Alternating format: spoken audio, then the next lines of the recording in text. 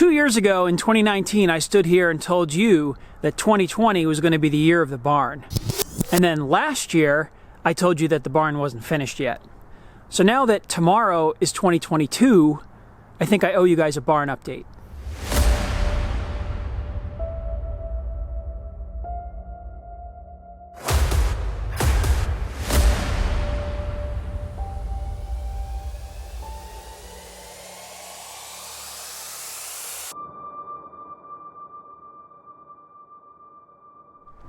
So yeah, it's looking pretty awesome.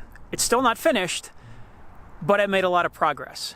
After we talk about the barn, I'm going to bring you up and go over what's going on with the bees. But before I talk about the barn, let me just give you a little update about what's going on with this channel and where I've been for the past couple months. So lately I've had a lot of comments and questions and emails asking if I'm okay and where I've been for the last couple of months. And basically I'm fine, my family's fine, we're all good here. I just haven't had a lot of free time to edit videos lately. All of my free time, which I don't have very much of, has been going into the barn. For the first 4 or 5 years of this channel, my rhythm was to sort of shoot a video on the weekend, then spend about a week, 4 or 5 days editing that video, and then upload on Thursday or Friday, and then have a day to kind of go through the comments and answer comments, and then go out the next weekend and shoot another video. And I had a good rhythm going there, and I was trying to get a video up every week. But for the last 4 months, all of my energy has been going into this building. My days around here are quite busy, and after work time is over, there is dinner time, family time, and then the only time I ever really have to work on videos and my own projects is after my family goes to bed. Then I have undistracted time for like 4 hours a night.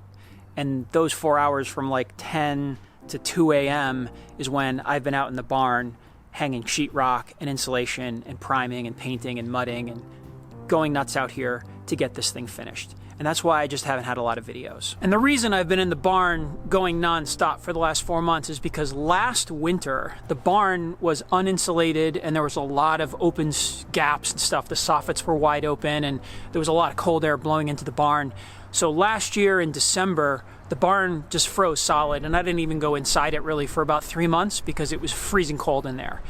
I didn't want to have that happen this year, so I've been on this rush to get the barn sealed and insulated and, you know, keep the cold out so that I can use it this winter. And that's what I've been doing. So let's go check out the barn and then we'll talk about bees. So it's a little bit of a mess, but we're making progress. All right, this is going to be a walking tour handheld, and I'm going to show you kind of what's going on in here. The problem that I'm having with this build is that I started using this space as a storage area and a workshop before it was even done being built on the outside. So as I'm building, I am moving tools and materials from one room over to another room, and then clearing a space to finish a space, and then moving things back, and then finishing that space. It's like a big game of musical chairs in here, and it's been just a lot of moving materials. But let me just show you kind of the progress so far, starting in the back here. This room here is designed to be a seed starting room. I'm going to have heat in here, and this is a super insulated room, a lot of insulation on the inside. It's all air sealed, water sealed, so I can start seeds in here early in the spring. And there's going to be racks over there with lights and everything. It's going to be like a grow room, but for seeds, normal vegetable seeds. And I also could, if I wanted to, use this as a refrigeration room, if I ever wanted to do that, or I could, you know, heat it and keep it warm. So this is the back room that will eventually open that door and lead out into a hoop house, greenhouse area. So that is the future. If you've been following me on Instagram, you'll know what this room is. This is the beekeeping storage area, and it's sort of like a storage library. And it is a mess because, like I said, I brought a whole bunch of stuff from other rooms into here just to get it out of the space so I could finish the other rooms. But this room came out really nice, and once I get everything organized in here, it's going to be a very efficient place to come and grab what I need when I need it. For beekeeping stuff. And I got a little workbench here, and got my extractor and my wax spinner, and this will be a nice cozy little space to spin honey next summer. And this will also walk out into a hoop house.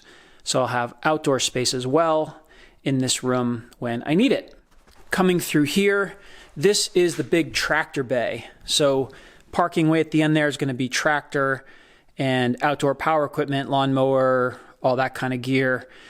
And little metal working area in this area right here close up. But this is all sort of garage area when this is finished. Then moving across here, we have the material bay, storage for materials. There's going to be lumber racks all up in here, and this is where I'm going to bring all my material goods through the store and into this room. So all full storage area here to keep it out of the workshop, which is this room. And this is one last look at how this looks. It will never look like this again. And this has been kind of my home for the last year and a half. And this is going to be basically a wood shop in here. So I decided this room is going to have a wooden floor, and I started doing that about a week ago. So this floor is actually insulation, 5/8 plywood, and then 1/2 inch plywood going the other direction. And the plywood is all screwed together, so it's going to be like a big floating piece of plywood in the room sitting on top of insulation. So when you walk on this, it's actually very solid. But it is a little bit more forgiving than a slab, and it also allowed me to run conduit below. So I have conduit running down here so that I can have power in the center of the room, which will be a big workbench right here, where the table saws will get plugged in. So this is the wood shop. And the great thing about this space here is that this room here is basically a box in the middle of the building. So we have an 8-foot room over here that goes the length of the building. We have a 12-foot room in the back there that fills up the back space, the beekeeping room way over there. Then you have the garage over here, which is 12 feet wide. So all that space there is insulated on the outside. Then this box is also insulated. It's insulated in the ceiling. So this room has been maintaining about 50 degrees Fahrenheit, even though it's down in the teens at night outside. I do have one little space heater here, which I think is doing something. It's keeping things a little warm. But basically this room is extra protected from the elements because it's like a box in a box. So that's been really nice to keep the room cozy. So I'm able to do things like paint and mud and sheetrock and work in here at night without a coat. So very nice. And if you're keeping score at home, yes, I did hang 149 sheets of sheetrock over the last 4 months in all these rooms. And that was hanging the sheetrock and then mudding, taping, finishing, priming, all that stuff. And that was a lot of work. And I'm really glad to be past that phase and on to things like the floor. And then I'm going to be building the benches and making this a real functional workshop. And so I'm going to do the fun stuff. And yes, I did film all the way along in all these steps. So you're going to see the whole story once I get to editing. But right now, this is just sort of an update. So there you go. That's where we are. Now, the update on the bees.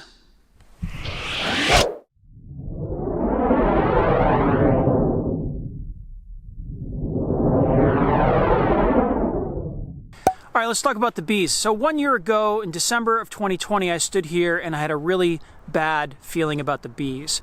They had just gone through the most stressful year of beekeeping that I've ever had. 2020, we had full extreme drought for the whole year.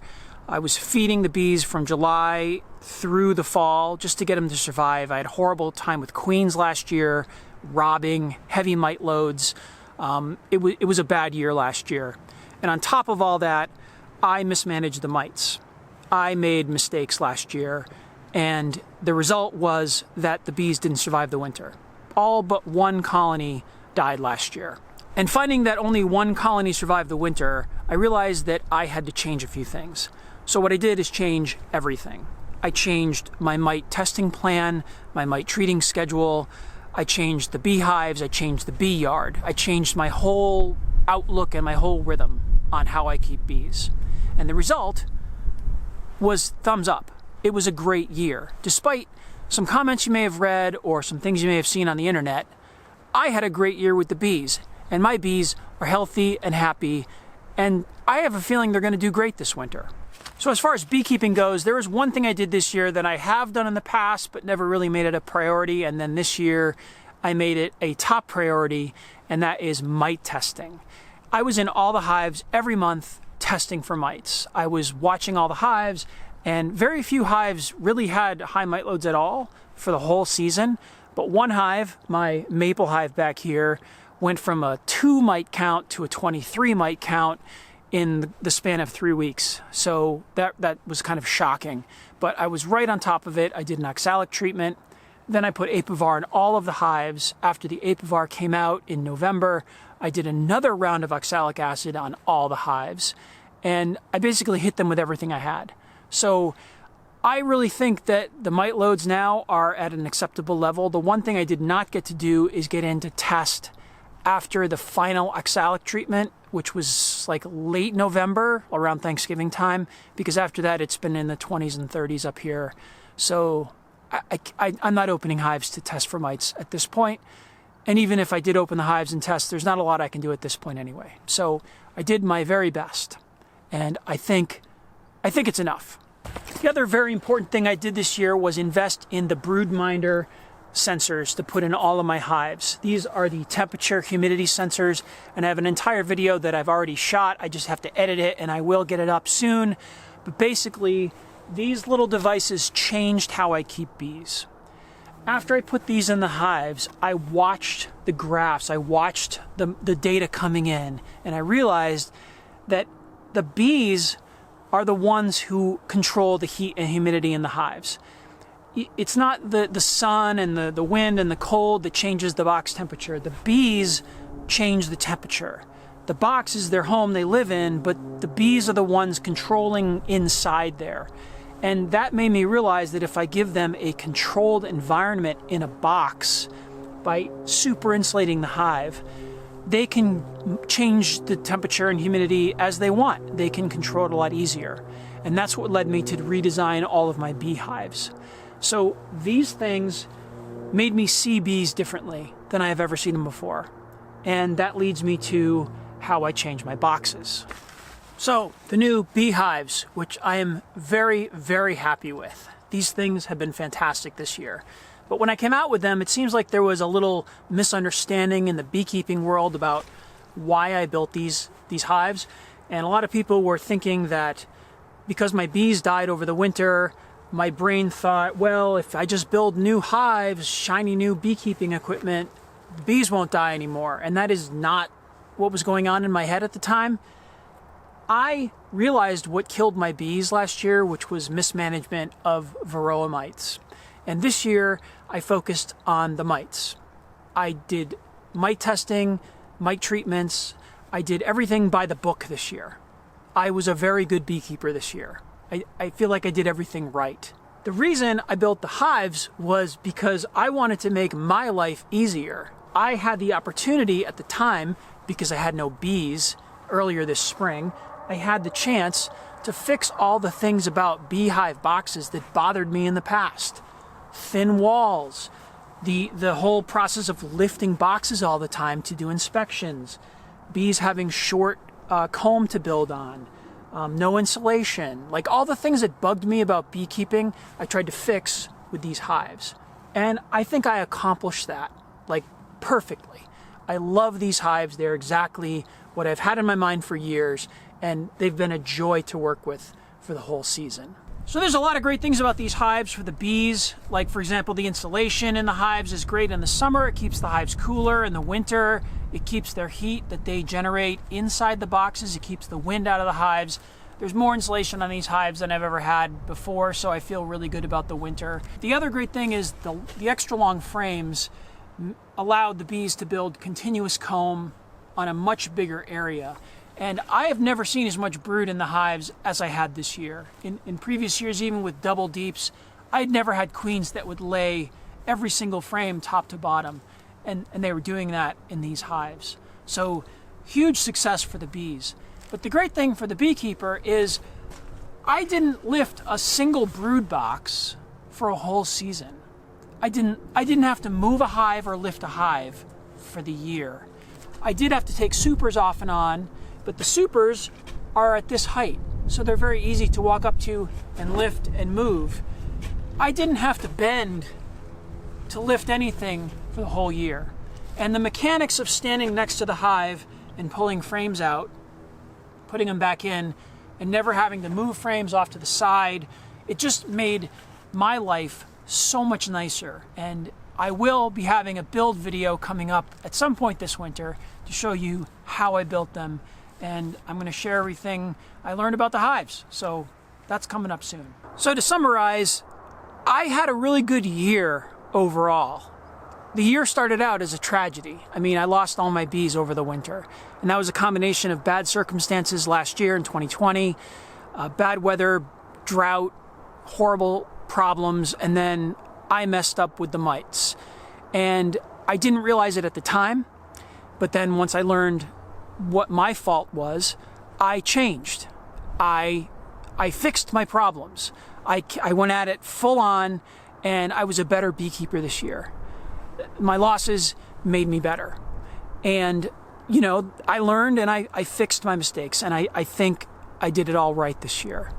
On top of that, I got new hives. I rebuilt everything, I rearranged the bee yard, and I made the bee yard more enjoyable for me and made me want to come up to keep bees in this bee yard again. So what started out really awful turned into a really good thing. And I'm actually really excited to see how the bees do this winter. You know, I've been watching the temperatures and making sure, you know, each hive is still alive, and they are, and things are looking really good. I checked all the bottom boards, and there's hardly any dead bees at all on the bottom boards, you know, in the end of December. So things are looking really good, and I will be giving you full updates as they happen. And as far as videos go, I'm going to be putting out videos just as soon as I can. You know, I don't have a ton of free time, and I do what I can. I still record everything I do with the bees, and I still film everything I'm doing with the barn, and I have a lot more stories I want to share, because this is fun for me, but it is so much work to make videos regularly and keep putting them out, and it used to be a huge bit of stress for me to do that, and I've just been kind of letting it go and focusing on things that are really important to me, like my family and my barn, and I will put out videos when I can. If you want to see what I'm up to, I try to post something on Instagram just about every day, usually just a photo update or a little short video, and you can see what I'm doing in the barn day by day and my little accomplishments I make.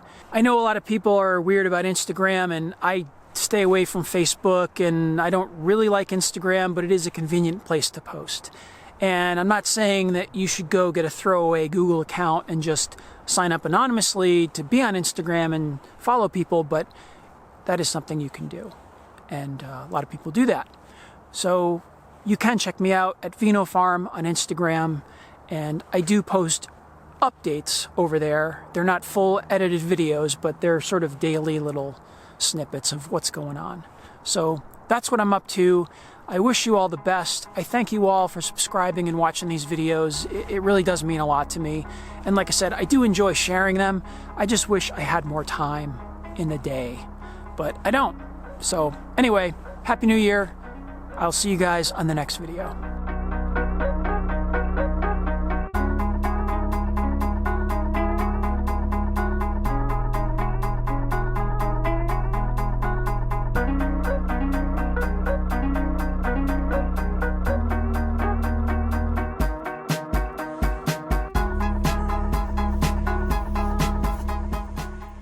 Oops.